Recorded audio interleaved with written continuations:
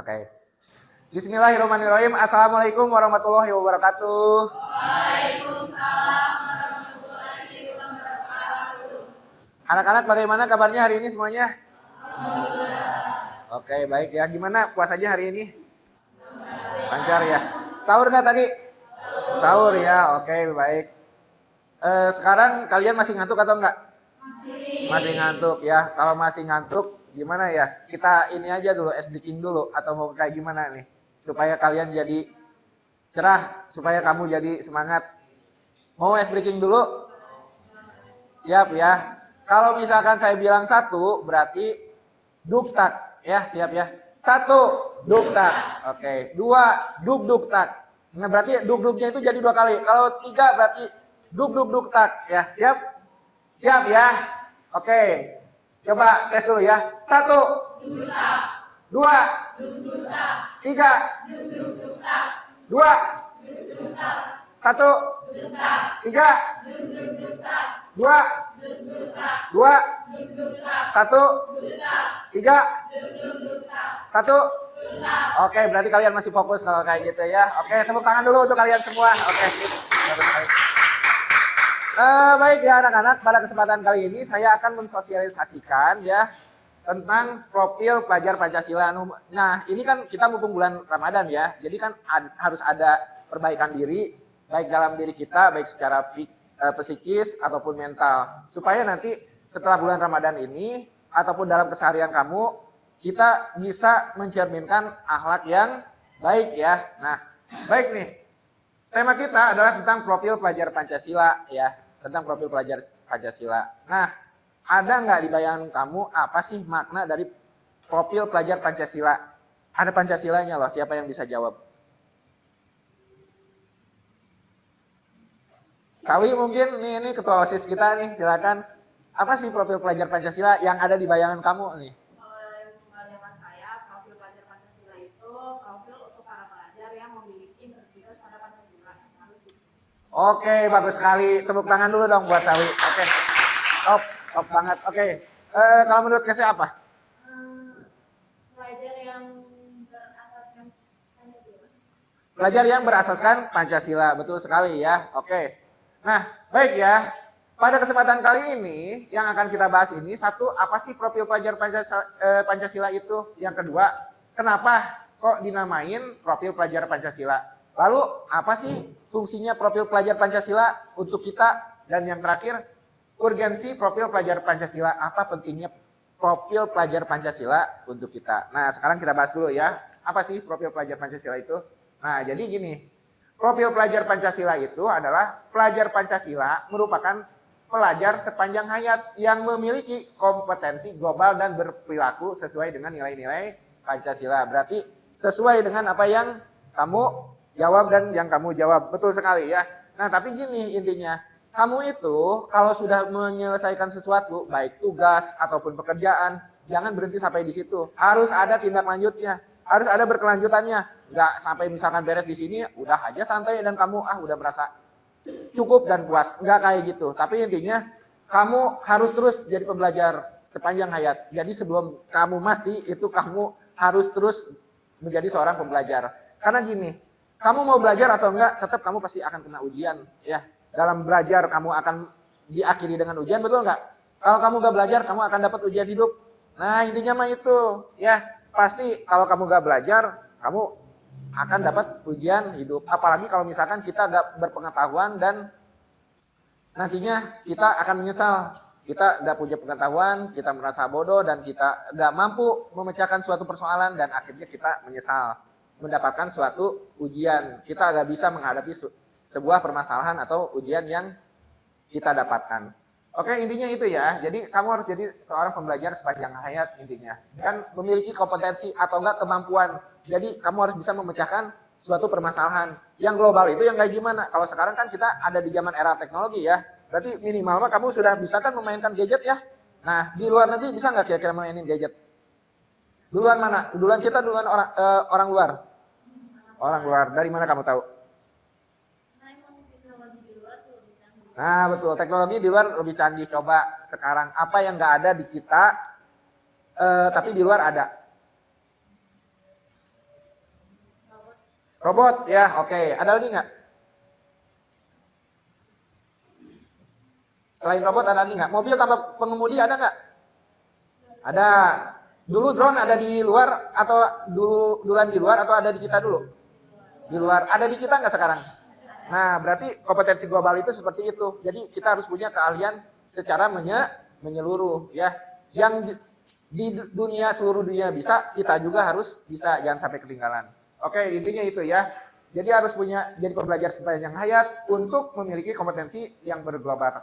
Tapi intinya yang membedakan kita dengan orang luar itu, kita itu punya nilai-nilai luhur, yaitu nilai-nilai sesuai dengan Pancasila.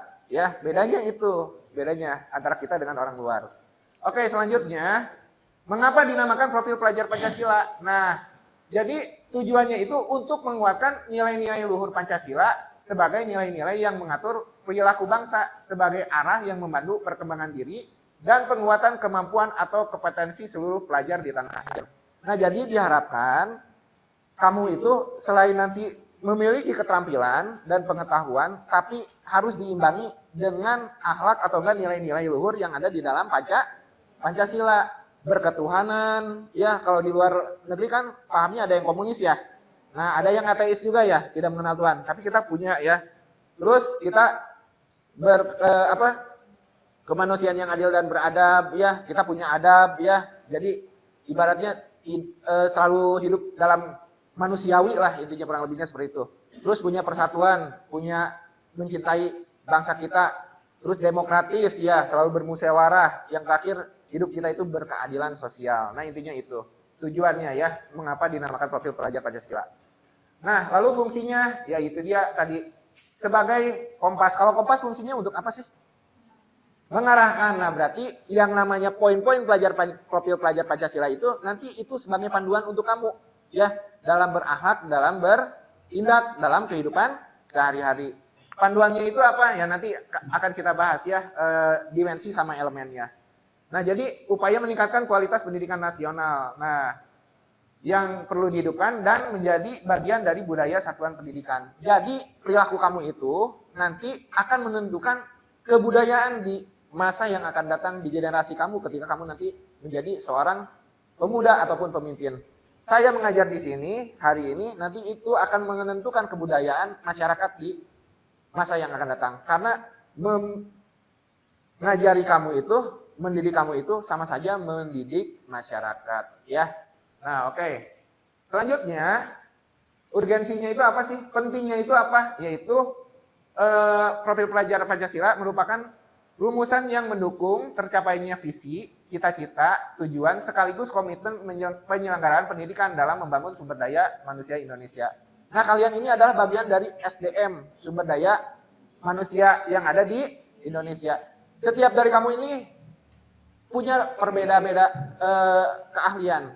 Makanya kalian itu harus bisa saling mengisi, saling membantu supaya dengan bekerja sama itu nanti kamu bisa membangun bangsa. Nah, salah satunya apa? Yaitu dia, ini pentingnya kalian memiliki profil pelajar Pancasila. Kalau misalkan si ini pedagang, si ini dokter, iya. Kalau nggak bisa kerja sama, ketika si pedagang ini sakit, ke dokter gak mau ini pasti dokter ngobatin. Si dokter juga pasti punya kebutuhan, pengen belanja ini, kebutuhan ini. Kalau nggak bisa kerja sama, ini gak bakal mau melayani si dokter juga. Nah, intinya kurang lebihnya seperti itu. Ya, jadi penting nggak kira-kira profil pelajar Pancasila nih? Penting ya. Nah, oke, ada apa aja sih di profil pelajar Pancasila itu? Nah, ini. Sebelumnya ke kata kuncinya dulu ya, kita ambil kesimpulannya dulu. Tadi adalah pembelajar sepanjang hayat ya. Jadi di mana kamu itu harus bisa mempresentasikan harapan bahwa setiap warga negara tidak mengenal akhir atau ujung dari proses belajar ya. Jadi kamu sudah lulus SMA itu, kalau kamu masih hidup, ya kamu harus belajar terus. Karena kamu akan menghadapi ujian hidup selanjutnya. Jadi harus jadi pembelajar sepanjang hayat. Oke. Yang kedua, kompetensi global. Kemampuan hidup bersama dan berperan aktif dalam memecahkan masalah global. Kemarin masalah global kita apa? COVID-19 ya? Bisa dipecahkan nggak? Bisa ya, karena kita kalau misalkan kita tahu bagaimana cara penanganannya dari PBB, diinstruksikan, akhirnya kan kita bisa menangani, akhirnya sekarang clear kan nggak ada COVID di kita. Nah intinya itu, salah satu kompetensi global itu seperti itu. Lalu menggunakan tadi perangkatan Android juga itu. Kita memahami dasar-dasar berhitung, membaca, itu juga kompetensi global, ya, kompetensi global. Yang terakhir adalah pengamalan nilai-nilai Pancasila. Nah ini yang membedakan kita dengan warga negara lainnya. Kita punya nilai-nilai luhur Pancasila yang berasal dari nenek moyang kita dan sekarang itu dirumuskan pada saat kemerdekaan dan intinya dikuatkan kembali oleh para pendiri bangsa dan sekarang kita harus bisa mengamalkan nilai-nilai luhur Pancasila sebagai sebagai kompas ataupun tujuan dalam hidup bernegara, ya. Negara nggak akan makmur, nggak akan damai, nggak akan adil kalau kita nggak menjalankan profil pelajar Pancasila ataupun Pancasilanya sendiri. Makanya kamu dari pelajar ini dituntut untuk bisa mengamalkan atau menguatkan supaya memiliki karakter jadi warga negara yang berpancasila. Oke, ada apa aja sih di dalam dimensi profil pelajar Pancasila? Nah, beda ya antara Pancasila sama profil pelajar Pancasila. Tapi intinya mengarah tetap kepada Pancasilanya itu sendiri. Yang pertama adalah beriman dan bertakwa kepada Tuhan Yang Maha Esa dan berakhlak mulia. Kalau di Pancasila sama dengan sila keberapa? Sila ke-1 ya. Lalu kalau berkebinekaan global sama dengan sila keberapa? Kedua atau ketiga? Ketiga, betul sekali. Kalau bergotong royong? Keempat, betul sekali ya, demokrasi ya. Kalau mandiri?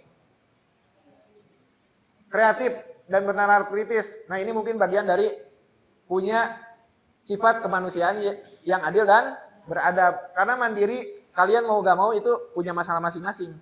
Jangan ketergantungan dengan orang lain, jadi harus mandiri. Kamu juga pasti punya masalah masing-masing, harus bisa memecahkan masalah kamu sendiri.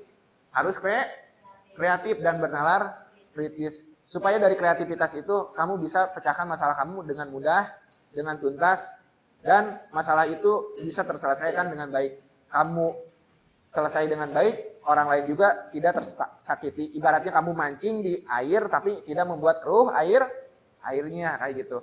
Nah ini nih, dimensi profil pelajar Pancasilanya itu, satu ada beriman dan bertakwa kepada Tuhan Yang Maha Esa dan berakhlak mulia. Kedua, berkebinekaan global. Ketiga, gotong royong. Keempat, mandiri. Kelima, kreatif dan bernalar kritis. Ya, kalau dinyanyiin kayak gini. Pelajar Pancasila beriman dan bertakwa pada Tuhan Yang Esa dan berakhlak mulia, berkebinekaan global, gotong royong, mandiri, kreatif dan bernalar kritis. Nah, kalau mau kamu pengen gampang menghafalnya, dinyanyiin aja kayak gitu ya. Oke. Sekarang ada apa aja sih di dimensi ini ya? Ini kan namanya dimensi ini ya, beriman dan bertakwa. Ada apa aja sih? Nah, ada 5 nih elemennya itu. Ada akhlak beragama, ada akhlak pribadi, ada akhlak kepada manusia, ada akhlak kepada alam, dan ada akhlak kepada negara. Kalau akhlak kepada agama, contohnya apa? Kalau kita muslim nih, kita sedang apa nih? Puasa. Terus kewajiban kita selaku sholat. Nah berarti intinya akhlak itu kita harus menjalankan kewajiban. Kalau misalkan akhlak kepada pribadi nih, berarti kita harus apa nih? Kepada diri sendiri ini kita harus ngapain? Ya, mencintai diri sendiri, betul. Salah satunya upayanya apa? Ya, tidak menyakiti diri sendiri, jaga kesehatan ya, jangan bergadang ya, intinya itu akhlak kepada diri sendiri. Kalau akhlak kepada sesama manusia, saling menghargai, menghormati, betul. Kalau akhlak kepada alam, tidak merusak alam, oke. Kalau akhlak kepada bernegara, patuh kepada peraturan ya, kayak punya SIM, KTP, STNK, terus kita juga tata tertib yang berikan oleh pemerintah ya, tidak melanggar lampu merah, itu adalah alat bernegara. Oke, selanjutnya, nah berkebinekaan global, berarti kalau berkebinekaan global itu kan, bineka itu kan perbedaan, tapi secara global.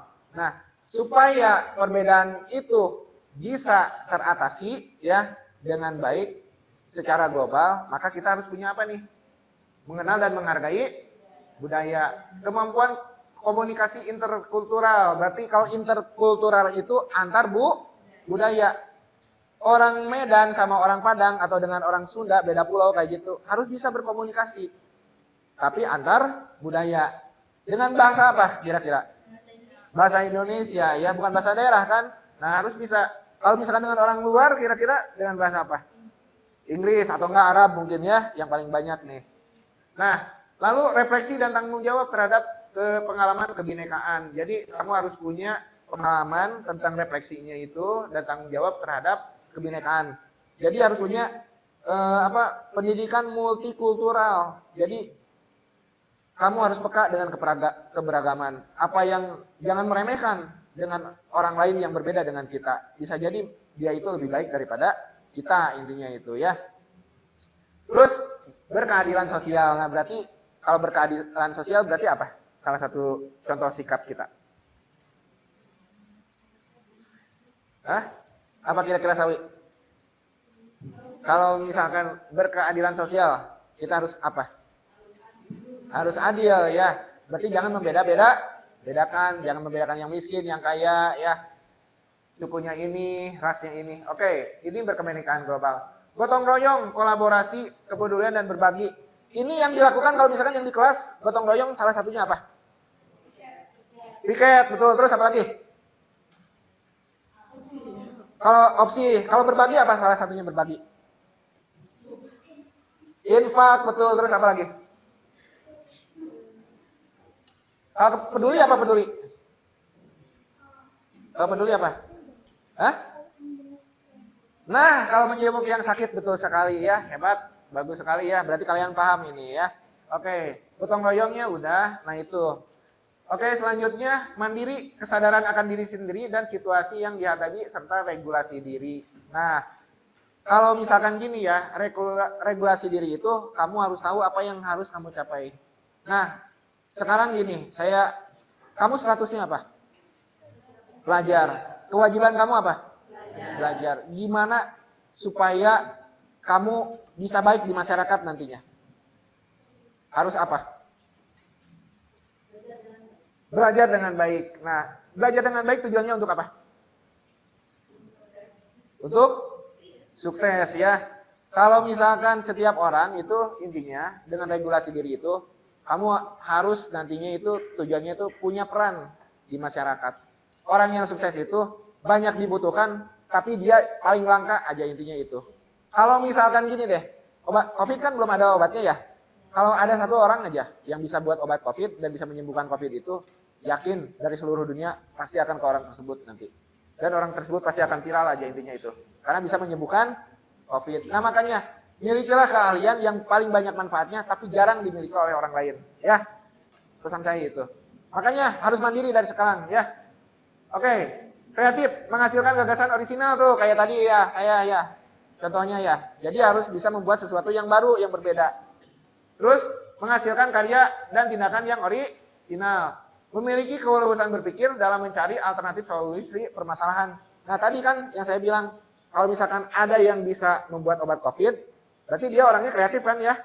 Nah, karena di kita ini nggak ada yang bisa membuat ataupun menyembuhkan COVID sendiri. Karena COVID itu sembuhnya itu karena imunitas ya, karena imunitasnya aja kuat ya, virusnya kalah sama imun di badan. Nah, lalu kira-kira menurut kamu nih ya, apa sih keunggulan kita dibandingkan bangsa lain? Apa sih kreativitas kita yang menjadi unggul dibandingkan negara lain? Menurut kamu apa? Kira-kira Sylvia? Kebudayaan yang banyak, betul sekali. Terus apa lagi? Sumber daya alamnya ya, dan bisa dimanfaatkan oleh sumber daya manusia. Nah itu salah satunya. Kalau kamu bisa memanfaatkan dan mengolah sumber daya alam, berarti kamu adalah sumber daya manusia yang sangat kreatif. Ya, intinya kamu adalah orang yang kreatif. Kamu bisa memanfaatkan potensi kamu, kemampuan kamu, dan bisa bermanfaat untuk orang lain, itu salah satu bagian tandanya kamu adalah kreatif. Kamu bisa punya peran, kamu bisa bermanfaat, kamu bisa mengajak ataupun membuat dampak positif, suatu kebaikan, itu berarti kamu tandanya adalah seorang yang kreatif. Nah ini elemennya, dimensinya kreatif, ini elemennya. Menghasilkan gagasan yang orisinal. Orisinal itu berarti kamu loh, hasil ciptaan kamu. Orang lain tuh gak punya, intinya itu. Orang lain tuh gak punya, hanya kamu yang punya, intinya itu. Orisinal tuh kayak gitu, menghasilkan karya tindakan yang orisinal. Contohnya kayak gini, band The Beatles di Inggris. Ada yang serupa nggak dulu bandnya? Nggak ada kan, cuma dia doang kayak gitu. Nah intinya itu, ya dia punya karya yang orisinal. Sehingga karya-karyanya itu dikenang hingga saat ini ya, oke. Selanjutnya bernalar kritis, ini yang terakhir ya. Bernalar kritis itu berarti kita harus punya nalar yang kritis terhadap suatu peristiwa ataupun kejadian. Supaya suatu permasalahan itu bisa kita sikapi dan kita bisa cari solusinya agar masalah itu selesai. Nah salah satunya, kalau misalkan orang yang nalar kritis itu ya, kalau ada informasi itu disaring dulu. Nggak langsung share-share aja. Punya kemampuan, punya perasaan, tapi kalau nggak punya pemikiran, nggak bernalar kritis, yang ada info itu bisa kamu share. Ya, dan bisa menyesatkan orang banyak. Nah itu penting lah. Bernalar kritis itu kayak gitu, ya. Lalu menganalisis dan mengevaluasi penalaran, merefleksikan pemikiran dan proses berpikir dalam pengambilan keputusan. Kayak kamu mengambil sebuah keputusan, setelah lulus saya mau gimana ya? Nah, kamu mikir dulu, kamu bisa memetakan kemampuan kamu, baik dari kelemahan ataupun kelebihan, itu kamu sudah bernalar kritis. Karena nanti kamu akan memutuskan, oh kalau misalkan kesini memang bagus, tapi saya kan nggak mampu. Berarti saya harus pilih yang saya mampu. Kamu buat keputusan, oh saya lebih baik kuliahnya di sini, ataupun saya bekerja di sini. Nah itu bagian dari penalaran kritis. Karena apa? Bisa mengambil sebuah keputusan, dan keputusan kamu adalah hasil dari rasa mandiri dan bertanggung jawab. Bertanggung jawabnya kamu kepada diri kamu sendiri adalah membuat keputusan yang bertanggung jawab, intinya itu. Kalau kamu nggak bisa membuat sebuah keputusan yang baik kepada diri kamu sendiri, kamu nggak tanggung jawab. Apalagi kalau misalkan dalam ujian ya, tiba-tiba kamu nanyakan soal ke jawaban ke orang lain, jawabannya sama padahal belum tentu benar itu. Berarti kamu belum bisa mengambil keputusan yang bertanggung jawab. Nah, salah satu pengambilan keputusan bertanggung jawab hasil dari bernalar kritis itu nanti akan menghasilkan sebuah kebijaksanaan, ya, sebuah kebijaksanaan. Sikap kamu yang bijaksana diawali dari bernalar kritis. Dengan bernalar kritis diawalinya dari mana? Dari kamu mengenal diri sendiri. Dengan kamu mengenal diri sendiri berarti kamu sudah mengawali untuk memahami suatu kebajikan. Suatu kebajikan itu diawali dari kamu mengenal diri sendiri, ya. So kamu jangan lihat orang lain, kelemahan orang lain itu paling gampang, tapi yang paling susah itu lihat diri kita sendiri loh. Kadang-kadang ya. Habis ini misalkan kamu nih, kenapa saya gagal? Apa gimana ya? Apa salah saya kayak gitu? Jangan nanya kayak gitu. Tapi intinya apa yang harus saya perbaiki kayak gitu. Jangan tanya salah saya, tapi apa yang harus saya perbaiki supaya saya berhasil di lain waktu. Kamu sabar dulu, pasti nanti kamu akan dapat kesempatan berikutnya. Selama kamu hidup di dunia itu, gak ada suatu cobaan yang melampaui batas kemampuan kamu. Makanya dari situ terapkanlah ya nanti nilai-nilai profil pelajar Pancasila seperti yang tadi ya. Nah, yang 6 dimensi ini. Nah, kira-kira setelah ini kamu siap gak mengamalkan profil pelajar Pancasila? Siap ya. Kebutuhan kamu bukan profil pelajar Pancasila. Kebutuhan kamu ya. Intinya kamu harus menjadi pembelajar sepanjang hayat, memiliki kompetensi global, dan yang terakhir adalah mengamalkan nilai-nilai Pancasila. Ya, oke, ada yang mau ditanyakan? Sudah jelas semuanya? Oke, paham ya semuanya ya? Oke, baik, kalau seperti itu kita akhiri saja. Sebelum saya mengakhiri, kita doa tutup majelis. Subhanallah wa bihamdi, subhanallah wa bihamdika, asyhadu alla ilaha illa anta, astaghfiruka wa atubu ilaik. Wabillahi taufiq wal hidayah. Wassalamualaikum warahmatullahi wabarakatuh. Waalaikumsalam warahmatullahi wabarakatuh. Oke.